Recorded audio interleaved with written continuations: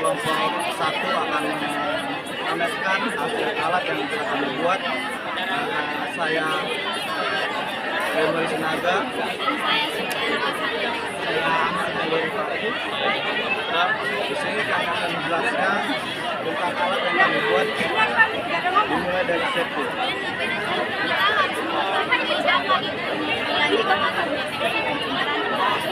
Alat pendeteksi pencemaran udara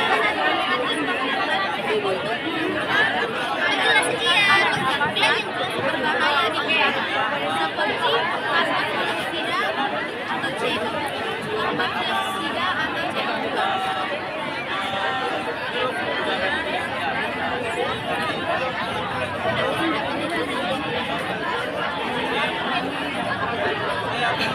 Baiklah, kita juga harus mengetahui apa yang bermanfaat dari alat pendeteksi pencemaran udara. Baiklah, tujuannya itu yang pertama untuk kualitas udara. Manfaatnya akan mengetahui kadar polutan seperti CO2, partikel dan zat berbahaya lainnya. Dan yang kedua ada tujuannya mendeteksi adanya pencemaran sejak dini. Manfaatnya alat ini membantu mendeteksi kenaikan kadar polutan sebelum mencapai tingkat yang berbahaya. Tujuan yang ketiga memberikan peringatan. Manfaatnya jika kadar polutan berbahaya, alat dapat memberi alarm atau notifikasi agar masyarakat segera mengambil tindakan. Dan tujuan yang keempat membantu pemerintah atau instansi dalam pemantauan lingkungan. Manfaatnya data dari alat digunakan untuk pengambilan kebijakan terkait kesehatan dan tujuan yang kelima menjaga kesehatan dan masyarakat. Manfaatnya dengan mengetahui kualitas udara, masyarakat dapat menghindari resiko gangguan pernapasan atau penyakit lainnya. Selanjutnya saya akan menyebutkan pemahaman dan alat-alat dan serta kegunaannya. Pertama itu adalah Arduino Uno R3 berfungsi sebagai mikrokontroler yang memproporsionalkan dari sensor 35 light, LED, LCD, dan buzzer. Kedua adalah relay institusional berfungsi sebagai sensor elektrik untuk mengontrol pergerakan ketegangan tinggi. Misalnya kipas atau alarm eksternal menggunakan sinyal dari Arduino. Ketiga adalah sensor udara M135. Fungsinya digunakan untuk mendeteksi kualitas udara seperti gas berbahaya, amonia, benzena, asap, CO2, dan lain-lain. Sensor ini memberikan nilai analog yang dapat dibaca Arduino. Yang keempat adalah kabel jumper.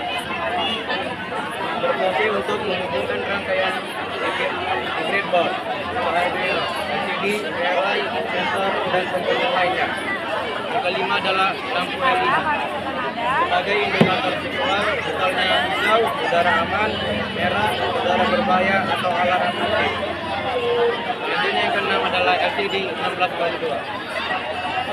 Berfungsi untuk menampilkan data seperti nilai kualitas udara, status sensor, peringatan, atau teks lainnya. Yang ketujuh adalah buzzer. Buzzer sebagai alarm suara yang berbunyi saat kualitas udara buruk atau melebihi batas. Yang kedelapan adalah breadboard. Breadboard adalah tempat untuk merakit rangkaian tanpa solder, sehingga semua komponen bisa dipasang dan diuji. Yang sembilan adalah baterai 9 volt. Sumber daya untuk menyalakan Arduino dan rangkaian jika tidak menggunakan power dari USB. Yang ke-10 adalah kabel USB. Digunakan untuk upload program ke Arduino menjadi sumber daya alternatif menghubungkan Arduino ke laptop atau PC. Kemudian ada kelebihan yang kekurangan pada alat deteksi udara. Kelebihannya adalah untuk membantu mengidentifikasi potensi bahaya dari udara secara real time, sehingga pengguna dapat mengambil tindakan pencegahan untuk melindungi kesehatan. Yang kedua yaitu meningkatkan kesadaran, memiliki data yang dapat terlihat sehingga meningkatkan kesadaran pada warga publik tentang polusi di lingkungan mereka. Kemudian yang ketiga yaitu sumber polusi. Dengan pemantauan terus-menerus, alat ini dapat membantu mengidentifikasi sumber dari pencemaran tersebut. Kemudian ada kekurangan alat pendeteksi pencemaran, yaitu biayanya. Beberapa alat, terutama yang memiliki akurasi tinggi dan kemampuan memantau banyak parameter, bisa jadi mahal, menjadikannya kurang terjangkau bagi sebagian orang. Kemudian kebutuhan kalibrasi dan pemeliharaan. Agar hasil pengukuran tetap akurat dan andal, alat ini memerlukan kalibrasi dan pemeliharaan rutin yang dapat menambah kerumitan dan biaya operasional. Penempatan yang kritis. Penempatan sensor yang salah dapat menghasilkan data yang tidak akurat. Akurasi sangat bergantung pada lokasi pemasangan yang tepat. Saya jelaskan cara kerjanya. Yang pertama itu sensor deteksi lingkungan. Pada bagian depan terlihat sebuah sensor passive infrared sensor. Fungsinya mendeteksi gerakan atau keberadaan manusia berdasarkan panas tubuh. Ketika ada gerakan, sensor mengirim sinyal ke mikrocontroller. Kedua, mikrocontroller memproses sinyal. Di bagian tengah terlihat blok mikrocontroller seperti Arduino atau sejenisnya. Fungsinya menerima input dari sensor, menjalankan program yang sudah ditanamkan, memberikan perintah relay dan LCD sesuai kondisi sensor. Ketiga, relay mengaktifkan beban listrik. Fungsinya menyalakan atau mematikan perintah lain, misalnya lampu, alarm, motor, atau buzzer sesuai perintah.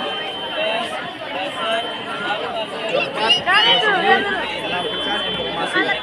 Di bagian depan ada LCD 16x2 yang digunakan untuk menampilkan status alat, hidup atau mati, memberikan pesan seperti gerakan deteksi. Kemudian alat kami ini sebelumnya gagal. Kemudian alasan kegagalan alat kami ini adalah yaitu program yang tidak sesuai dengan jenis sensor atau modul yang digunakan. Yaitu perintah program tidak cocok dengan komponen yang tepat, sehingga data dari sensor tidak bisa diproses dengan benar. Kedua, kesalahan dalam penyusunan kode. Terdapat kesalahan pada alur program seperti pada kode yang tidak sesuai, nilai variabel yang salah, atau perintah output yang tidak terhubung dengan pin yang benar. Kemudian yang ketiga, konfigurasi pin pada program tidak sesuai dengan pemasangan kabel direct, sehingga meskipun rangkaian sudah dikeluarkan tidak dapat mengaktifkan relay ataupun menghasilkan data pada LCD. Keempat, output program tidak berjalan dengan sempurna. Hal ini disebabkan oleh error saat komputasi, ketidaksesuaian board atau port, atau driver yang tidak terdeteksi. Kemudian yang kelima, kurangnya waktu dalam pengamalan dalam melakukan bidding. Karena masih dalam proses pembelajaran, proses pengecekan